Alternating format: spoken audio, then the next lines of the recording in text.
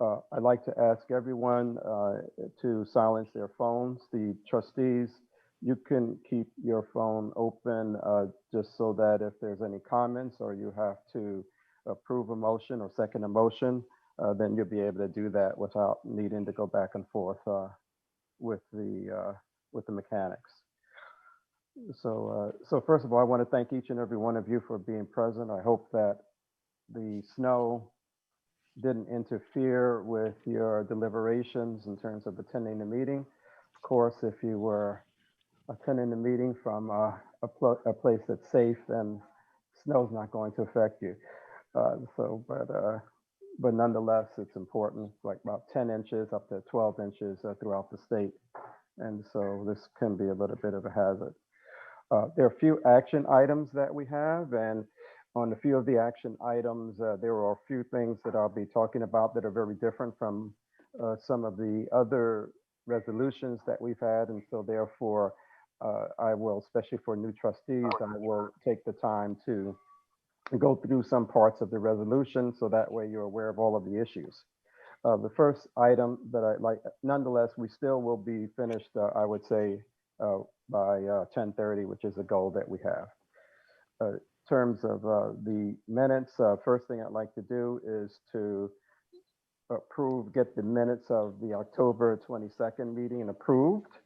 So the first thing I want to do is to ask if there are any amendments or any discussion on the minutes.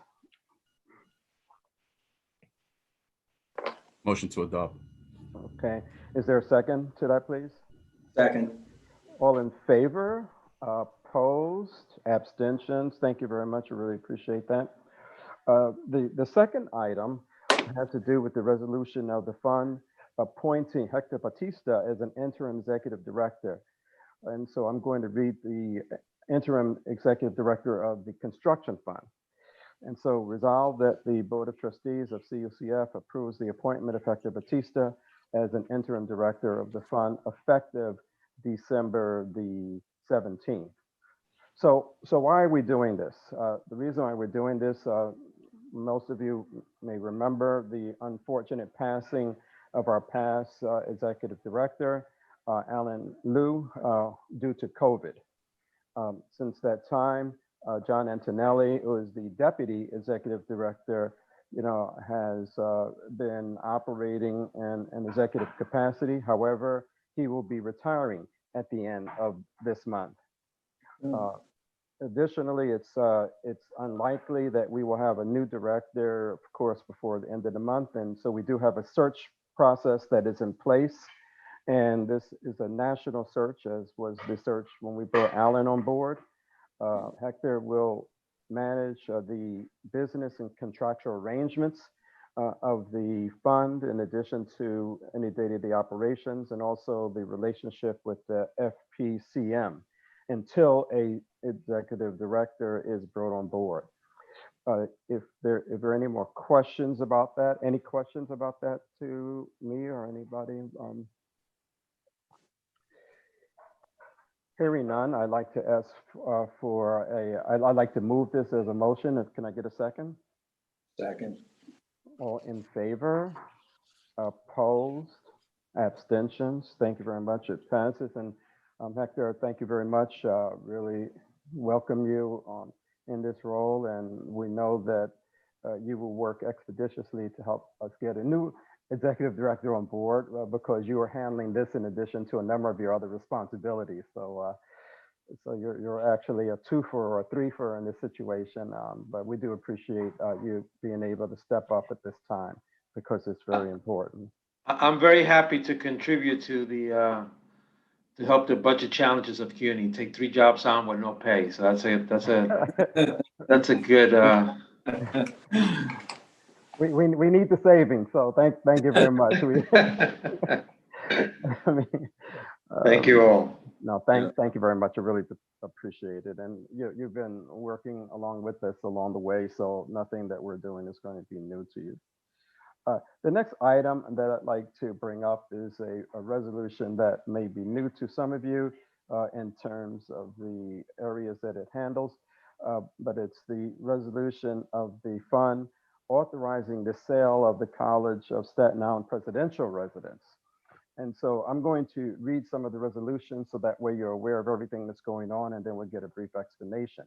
Resolved that the CUCF's Board of Trustees authorize the interim executive director or his designee, and that they are and each of them hereby is authorized to sign such agreements, documents, and other instruments related to the request to DASNY to transfer the CSI presidential residence to CUCF, as well as the sale by the CUCF of the residence, including the procurement, management of residential real estate appraisers and brokers on behalf of the benefit of the university for the highest and best value, and direct all sale proceeds minus any deficits and other customary sale closing documents to the university at closing, along with a closing statement and this and other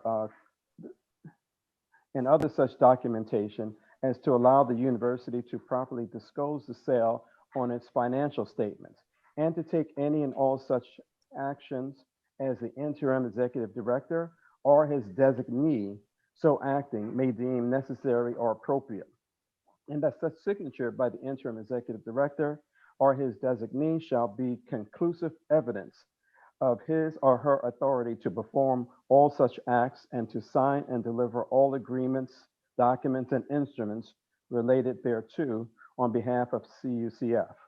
Also, be it further resolved that any subsequent material changes to the disposition of the CSI presidential residence shall be submitted to the CUCF's Board of Trustees for its consideration and approval. So I'd like to, we don't get these type of resolutions coming forth all of the time. And Executive Director Batista, do you have any more clarification or explanation that you'd like to offer on this? Thank you, Mr. Chair. I think the only thing I would say is that a week ago or so, actually a week ago, actually Monday, I'm sorry, my days are, the Board of Trustees of CUNY approved the sale of the transfer of these properties to the CUCF. For the disposition of these properties. This is part of an overall sort of strategy to really get CUNY out of the residential business. I think for us, it's been extremely challenging. Some of these properties have been with us for quite a while, and the deferred maintenance, the cost of maintaining these presidential houses have is an area that has been extremely in some cases, challenges for the university because it's not the area of our expertise. Right. So in order for us to be able to really move into what we're here to do, which is educate our students, we want them to sort of get out of this business of presidential houses. There are probably two more that we'll be bringing forward in the future, and that after we dispose of those other two, we will not own any residential housing, thus relieving us of the responsibility of maintaining these properties, which in some cases is in the hundreds of thousands of dollars to maintain, and frankly is probably the best use of CUNY resources for us to just dispose of the properties and get us out of that business. So happy to answer any questions that any of the trustees might have. No, that's good. Thank you very much. I know that this is actually the first time that this type of item has come before the Board of Trustees in the 10 years that I've been with the fund. And so I think that explains it very well. Are there any other questions from the I have one trustees? question. Yes. You paid almost $1 million for this house. Do you expect to get that, considering the real estate market is questionable right now? Senator Chavinsky, I know we're hoping that is the case. I think that we think that even though the market is still is not as even though the market is soft right now, this particular property, the one on Mega, is in a very desirable location that we think that might allow us to get at least as close as we can to that number. But at the end of the day, I mean, even not so much for the Mega project, but more for the CSI one that I think we're going to talk about. Oh, well, we're talking about that one now. Yeah, we're talking about CSI now. CSI now, I'm sorry. The CSI one now, they are, you know, the amount of work that we have to do, Senator Savinsky, it's just a lot of mechanical stuff that has to be fixed in the house in order for us to continue to allow our presidents to live in that facility. So we're hoping.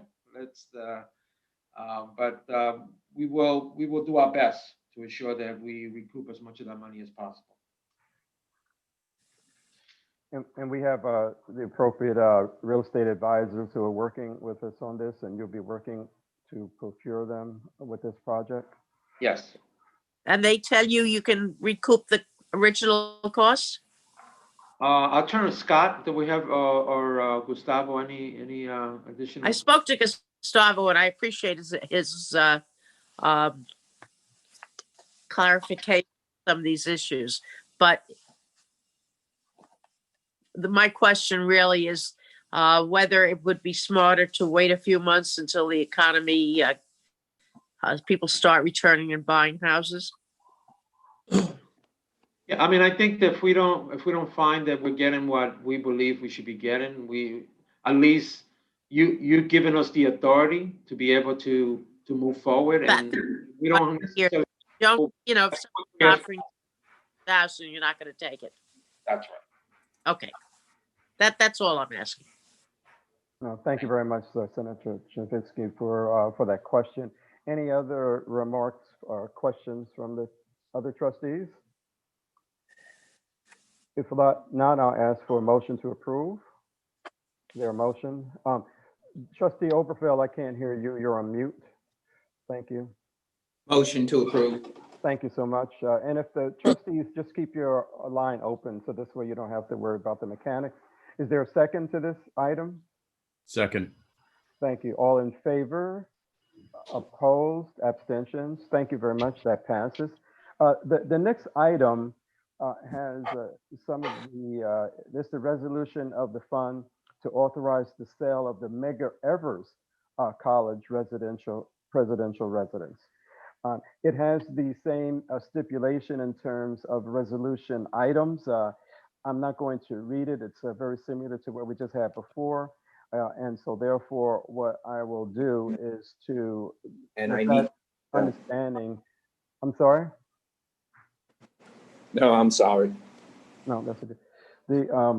What I want to do is to ask the Executive Director, Hector Batista, to explain anything that's different about this, or if it's similar, or just to explain the item before we approve it. I want to get back to, and I think it's both connected to the previous item and this one.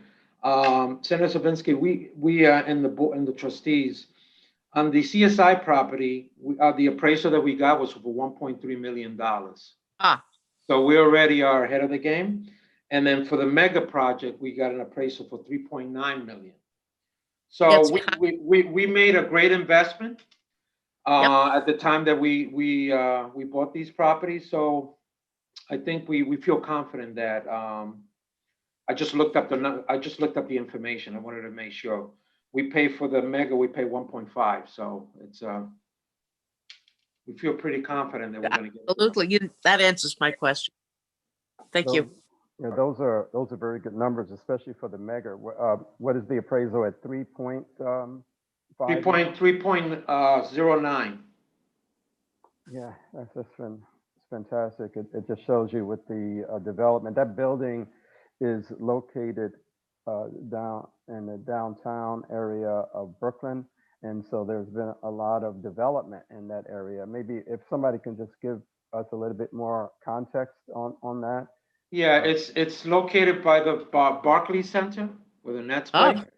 And it's an area that has had a lot of condo and residential conversion. So it's and next to the Atlantic Center shopping mall.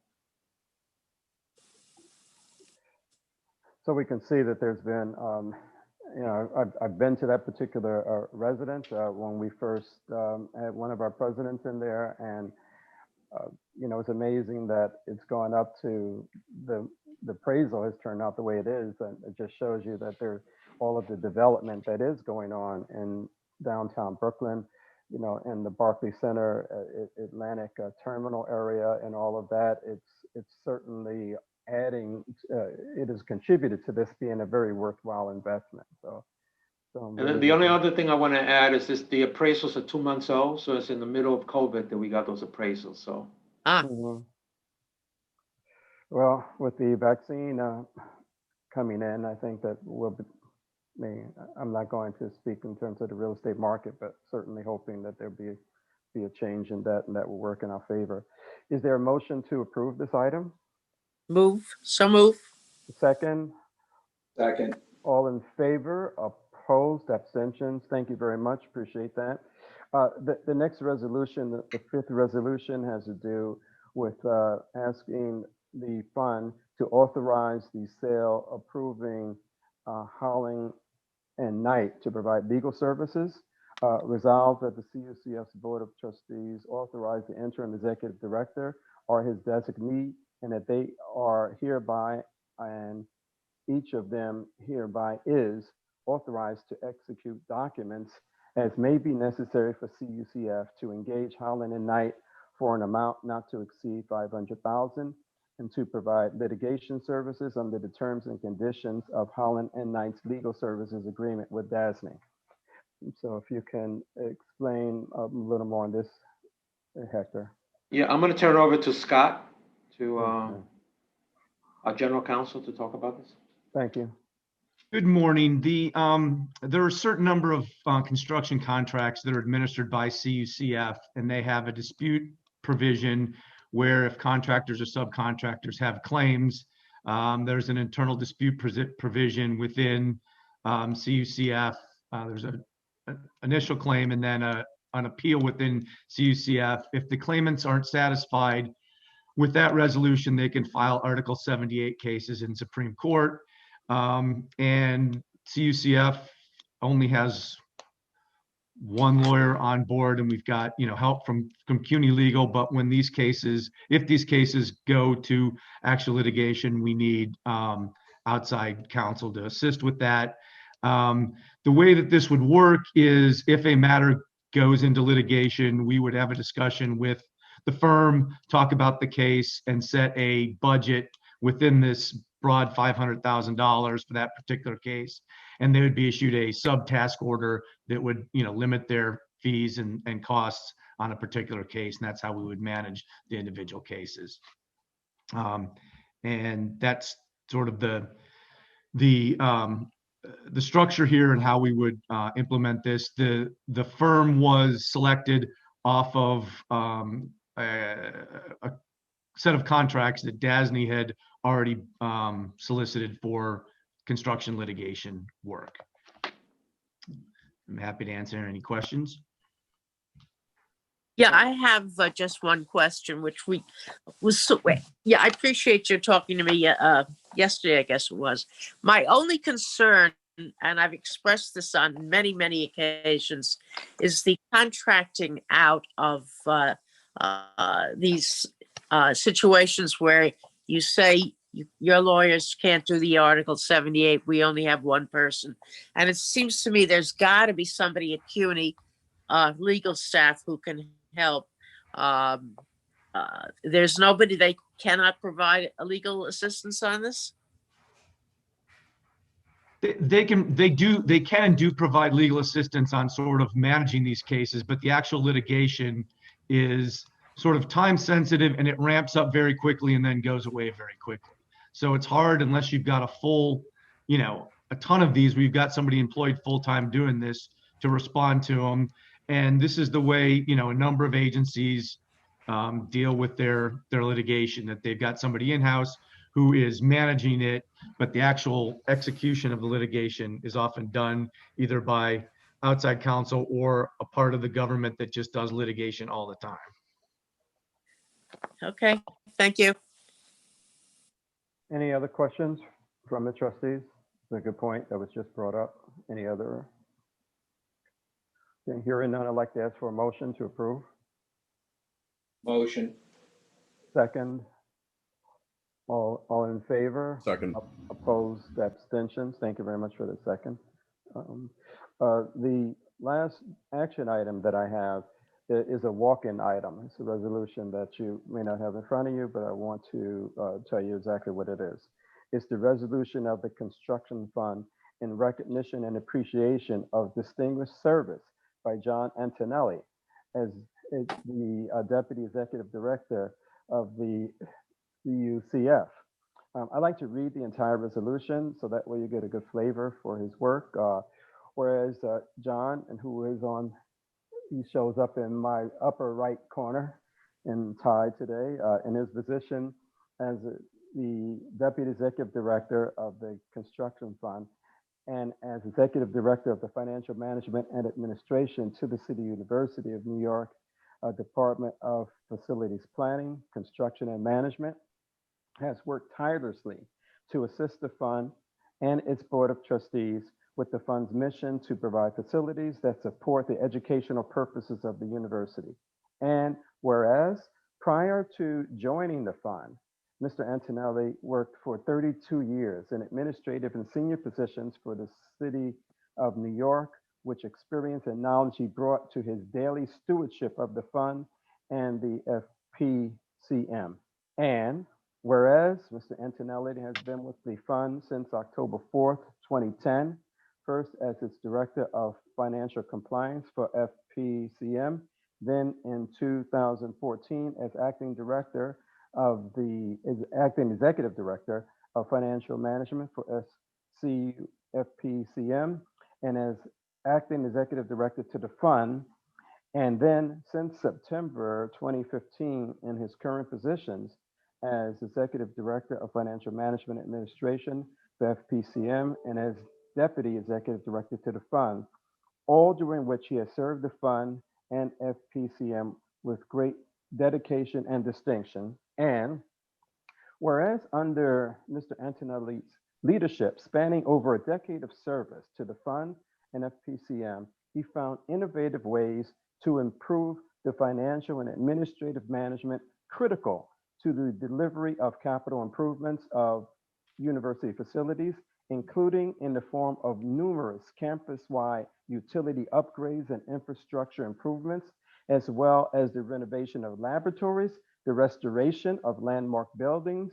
the replacement of facades, and the upgrading of electrical systems. And whereas Mr. Antonelli has fostered relationships with state and city officials to successfully advance the case of the university's capital needs, and whereas Mr. Antonelli has been a true champion committed to as an advocate for the participation of minority and women-owned businesses and service-disabled veteran-owned businesses in the fund's capital projects and initiatives, and whereas under Mr. Antonelli's tenure, the university, through his work for the fund, has reaped the benefits of more than $3 billion in capital investment from state, city, and private sources, which have produced a host of beautiful facilities that have enhanced the student experience at the campuses, including new facilities such as the Brooklyn College's Fernstein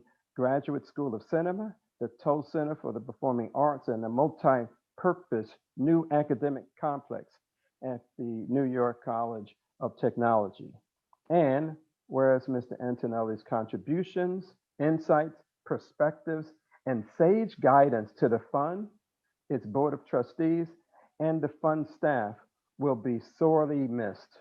Therefore, be it resolved that the City University Construction Fund Acting Chairperson, Philip Berry, Interim Executive Director, Hector Batista, and the Board of Trustees acknowledge and extend their gratitude to John Antonelli for his dedicated service, and notable contributions in the many roles, including as Deputy Executive Director of the City University Construction Fund. And be it further resolved that the City University Construction Fund extends its wishes for John's happiness as he begins his retirement. It's a mouthful, but given all of the service that John has contributed selflessly and advice to, which has been really spot on, accurate, and free of any type of outside deliberations. He has always been a real steward and a gentleman, and in terms of how he has approached this work. And so I'd like to, I'm asking for, I'd like to move this as a resolution, and I'd ask for a second. Second. Second. All in favor? No abstentions? Nothing opposed. We thank you very much, and we will give him a virtual clap, really. And John, is there anything that you'd like to say? You have been truly more of a man of work than words, at least in terms of the work that we have here. But now this is an opportunity for you to please give us your perspective and insights and tell us what you're going to do. First of all, I'm humbled by the generosity and the volume of your words, because a lot's been said. In many respects, I feel like I've come full circle from being a student of City University to a career in city government that took me to the highest levels over the course of 4 mayoral administrations. Unfortunately, 2 of those mayors are no longer with us. One, most recently, David Dinkins, passed.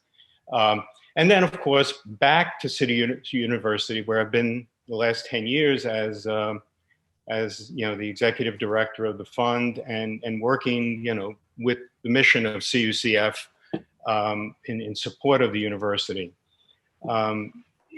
It's been a pleasure. It's been truly a privilege to serve in the public sector. I've been very fortunate to be able to do what I enjoy doing, and for such a long period of time. It's been a lot of fun. It's work, but it's been fun because it's what I like doing.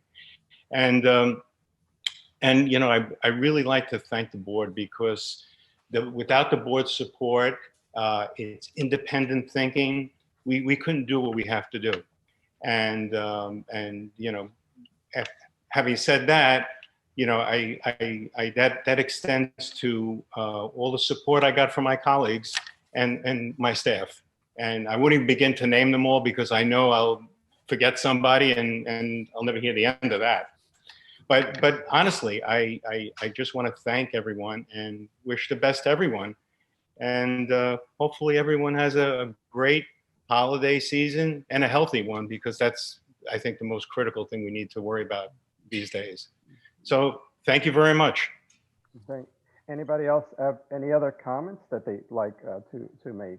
I know, some of you will do it in private, but I just want to open this up for that opportunity. So I guess I would say a few words on behalf of the Chancellor Felix Matos Rodriguez and on behalf of myself and the university. We want to thank John for his 10 years of solid contribution to our university in so many ways. For me, I've gotten to know him for in a short period of time. I came in with the new administration, but in the times in my dealings with John, he's done it in a very professional way. He has at the forefront, which is what drives me every single day, is the mission, and he has really focused on mission, which I think is why we all do this work, right? We focus on the mission of the university and whatever, and I think that he is the way I would describe him. He is a decent and a good public servant who served this university in the city of New York with honor and distinction. And I want to commend him for his next chapter in his life. I want to wish him all the best that life has to offer.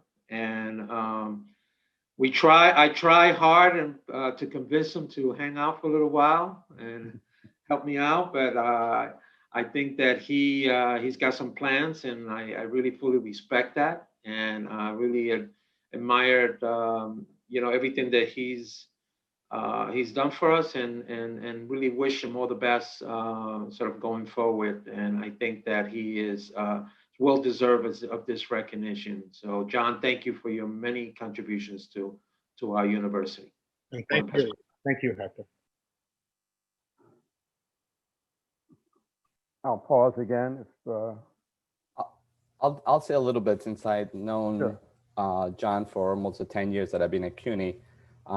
There's certain pillars of a organization, and John is certainly one of them. I often joke with my colleagues that I get to do the real estate, it's sort of the sexy stuff, and you see almost tangibly what I do, but nothing that we do and nothing that the construction people do is done with financial management and with sort of, I see John as sort of the Wizard of Oz. He's behind the curtain. He's what makes everything go, everything happen. Nothing happens, nothing gets paid, nothing gets funded, nothing gets appropriated. Nothing happens without money, and the money guy is the guy who makes it all happen. Often other people take the credit, but he's really the Wizard of Oz behind that curtain, making sure that everything happens. And on a staff and a personal level, a dear friend who always was there for all of us, and guided especially me in how to support the fund. So I think my colleagues, I want to miss him dearly. Thank you, John. Thank you. Thank you, Gustavo.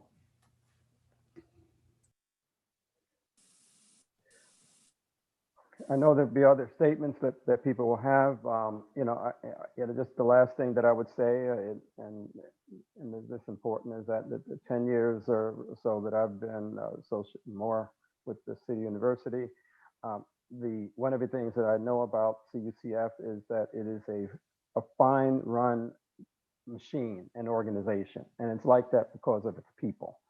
And sometimes we don't always see that, but each and every person who is on this particular webinar right now has contributed very well to that work.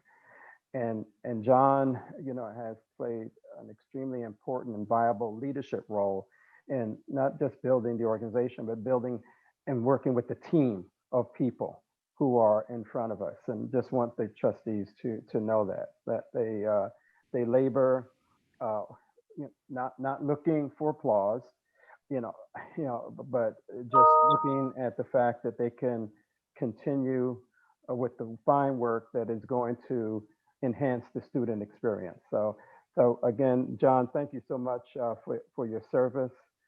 Job really very well done. Feel the pride for a job very well done. And with that, will somebody, either Courtney or Gustavo, make sure that I get the certificate so that way I can also sign it, and send it to John so he can look at it in his beach house or wherever he's going to be. So, We will. the next item, that's all for the action items. The next will be the report of the chair. The only item that I have to report on is that we will have our next meeting on Thursday, February 11th at 9:30. And that would be all that we have for that. Do you have any report, Batista, as interim executive director? That would be your item. No, the only thing I want to add is that we are in active search for the Vice Chancellor for Facilities, and hopefully I'll be able to come back soon to report on obviously report on progress, but hopefully soon we'll be able to report that we made a decision. Just yesterday formulated the search committee, and we've got a lot of interest nationally, actually internationally, people that are interested in CUNY's mission. So obviously, a very important position to be the Vice Chancellor of Facilities for the university. So we're going to bring the best leader possible, and I'll keep this this board informed of our progress moving forward. And with that, I just want to wish everyone a healthy holiday season. Please follow the signs, stay safe, do the things you need to do to ensure that we all are. And I'm looking forward to 2021. I mean, there's got to be a brighter. It's better. 2021 is a bright. I'm looking at it from something great is going to happen to all of us, and it starts with figuring out a way to deal with this pandemic and moving forward to some sort of whatever the new normal is going to be. But I want to wish all of you a healthy holiday season, and 2021 can't come quick enough, or as far as I'm concerned. So stay safe, everybody. Thank you very much. Really appreciate that. And again, to wish each other a happy, healthy, and safe holiday season is not an understatement. There are a few people that we have who are recovering. Glad to see them with us right now, and really wish each and every one of you and your families the best of health, and continuing with all of the rigor that will make 2021 a wonderful and excellent year. Have a great weekend, and don't play too much in the snow. Goodbye, everybody. The meeting is adjourned. Bye-bye. Thank you.